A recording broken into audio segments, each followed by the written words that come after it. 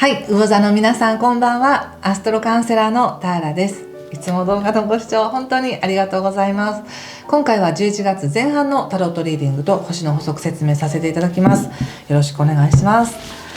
カペラノートもね、ご予約本当にありがとうございました。PDF は11月の28日からの販売予定です。もしノート版予約しそびれたよっていう方もですね、少しだけ11月28日に入荷すると思うので、少しだけだったらいけるかもしれません。よろしくお願いします。では行きましょう。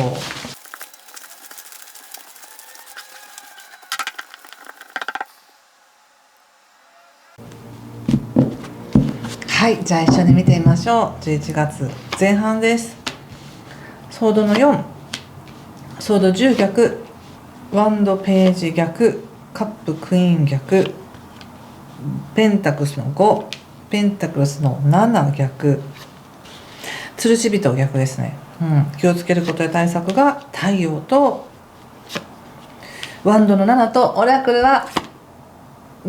ソードのないと逆です。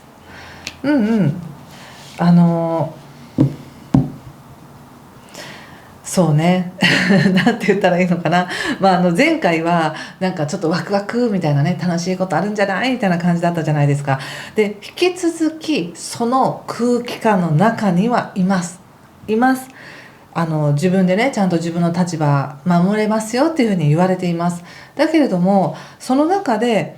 なんかもっとこう早くやらなきゃいけないんだとか、もっとこうしなくちゃいけないんだみたいなものがいっぱい出てきて、そのやることのタスクに追われてなんかみたいな感じになってる感じがしますね。ちょっと星の話をしますが、11月1日がさそり座で起こる新月です。でこの新月から何かを決めていくっていうのはとてもいいんですが、魚座の皆さんにとってはね、専門性とか自分の好きなものに特化していくとか、こう具体的な何かの勉強、専門的な勉強するのもそうだし、ちょっと自分のテリトリーをこう出て何かをしていく可能性を広げていくっていうこともとてもいいんですね。なので運勢としては全体には上がっているんです、実は。そしてただ11月の4日から火星というね、バイタリティとか切り開いていく力とか戦っていく力っていうものが獅子座に入るということで、日常生活の中で魚座の皆さんにとっては日常生活の中でこまごまとやることがいっぱいあるっていう感じがするんですね。なのでバイタリティもある、運勢も上がっている。なので全然前回に引き続きこう楽しそうな雰囲気の中にはいるんだけれども、その中でじゃああれもやっとかなきゃいけないし、これもやっとくかって言ってるうちにちょっとその前に休みたいなみたいな感じでこう喜びを喜ぶという前にやるべきこととかやった方がいいんだろうなと思うことに圧倒されてちょっと休みたくなるっていう感じかな。入り口がやっぱりソードの4なので、まだ本当に自分自身がもう 100% の力で動き出せるかっていうと、そこまでのその気力はまだそこまで充電できていないっていう感じがします。そしてまたね、気をつけることにもソードの10の逆が出ているので、おそらくその体調とか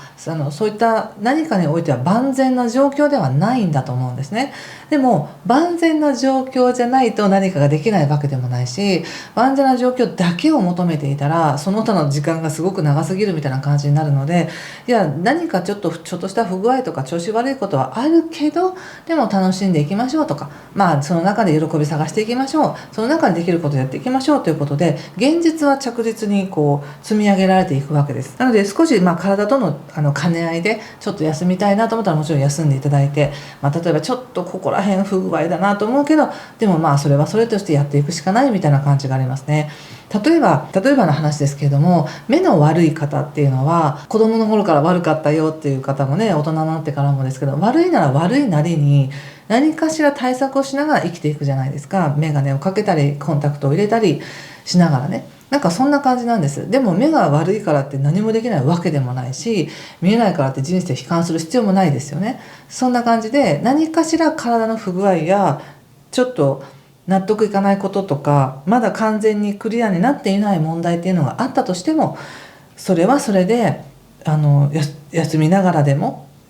やっていけるんですよって。運勢としてはバイタリティが上がる、やることが増えるみたいな、そういうフェーズにいますからっていう感じがします。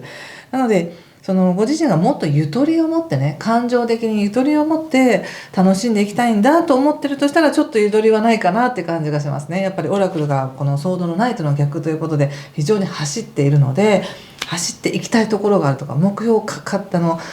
なんか叶えたいことがあるとか、そんな感じです。でそれに対して「もうまだできない」とか「いやまだちょっと今足捻挫してるんで走れません」とか、なんかそんな感じですごく自分のことを悪く言うと卑下したりとか、まだまだ自分にはそんな能力がないんだって言いたくなるみたいな感じですね。でも実際はできてるんですよ。意外とご自身が思う以上にちゃんと実はなってますよね、ちゃんと結果出せてますよね、ちゃんと生活成り立ってますよねっていうような感じがしました。でもいやいやいや動けませんみたいなね感じで、ちょっと動きたくないというか、止まりたいっていうのもあるかもしれませんね。でもそれは全て意味があってそうなってるっていう風に捉えてみてください。やっぱり人ってちょっと調子が悪かったり、何かこう止められてるような感じがすると、あれなんか運が悪いのかなみたいな感じで思うかもしれないんですけれども、運勢は実は上がっています。実は上がっている。なのでこの上がってる運勢を乗りこなすためのこの自分の気力や体力やこう心の準備っていうものがまだそこまで追いついていないというだけで、ちょっと待って、ちょっと止まりたい、ちょっとゆっくりしたいって思ってるんだなって感じがします。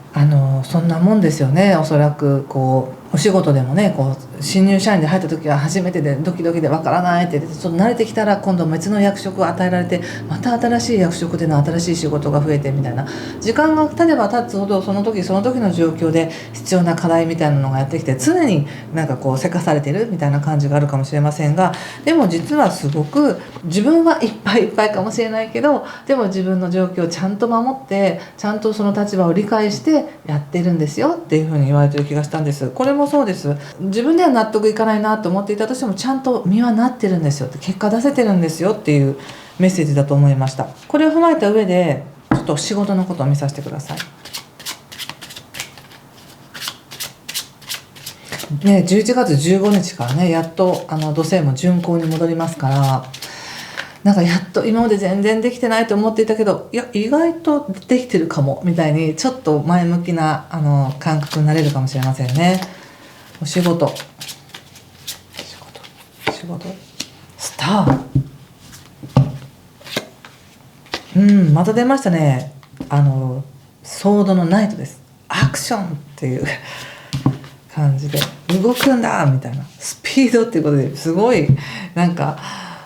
仕事に関してはおそらく今理想とするような、これやってみたかったんですとか、こんなチャンス来ましたみたいな、今までのテリトリーとは違うところからの仕事が入ってきたり、また自分が違うところまで伸びていきたいという野望ができたりっていうことで、すごく理想に燃えますね。理想に燃える。だからこそ走っていきたいんだ、アクションを起こしていきたいんだ、もっとやりたいんだっていうことで、ここでもやっぱり走りたいみたいなのが出てるんですけど、待ってってそんなに走らなくていいからねっていうちょっとストップもかけられているんですけどね。でもスピードということでチャンスが飛んできます。これはおそらく仕事に関してはかなりのチャンスが入ってくるんだろうなと思いますよ。なのでチャンスが来てるっていうこと自体がもうやっぱりうまくいってるんだと、運に乗ってるよっていうことで、その中であんまり焦りすぎないようにしてくださいね。自分ができることをやるっていう形でいいと思います。ちょっと人間関係見てみますね。恋愛に関してこの後すぐに取りますので少々お待ちくださいね。人間関係、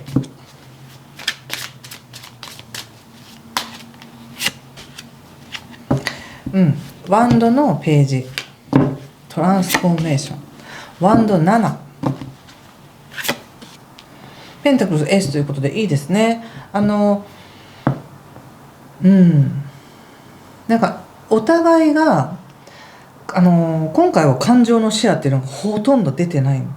一つカップはありますがほとんどなくって、やることやりましょうみたいな感じなんですね。で自分の中で目標が見えてるとか、こうしたいんだみたいなのがあるっていう感じがあって、すごく動いている、ご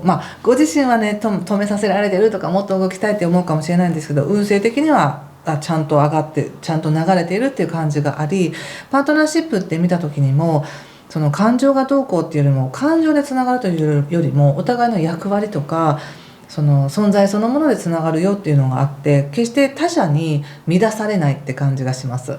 その嫌な影響を受けてガーンみたいなそんなことなくって、自分は今すごくね改革トランスフォーメーションしようとしているって感じなんですね。変容しようとしてるみたいな、自分が強く生まれ変わろうとしてるみたいな、ちょっと脱皮してね、新しいエネルギーを身にまとって新しい自分で進もうとしてるんだと。でそのためには多少ね、ここでもワンド7、これ同じカードなんですけども、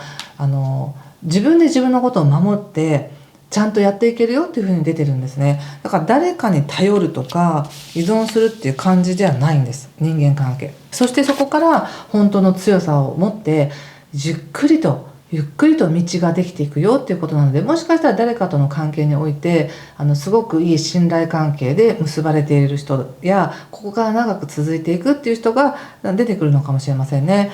でもそこに依存するわけじゃないんです。それぞれがやるべきことをやっているっていう形ですごく成熟した感じ、もしくは成熟に向かって今なんか脱皮しようとしてるみたいな感じですね。とてもなんか一人で立ってるっていう印象があります。一人で立てる私みたいなそれが嬉しいし、なんかたくましいし、自分でもたくましいと思うし、いい形でこれを続けていきたいみたいな、そんな感じですね。いいですね。またちょっと特定の人との関係性はこの後の動画で見ていきたいと思いますが、ちょっと全体を踏まえた上でのねメッセージ見てみますね。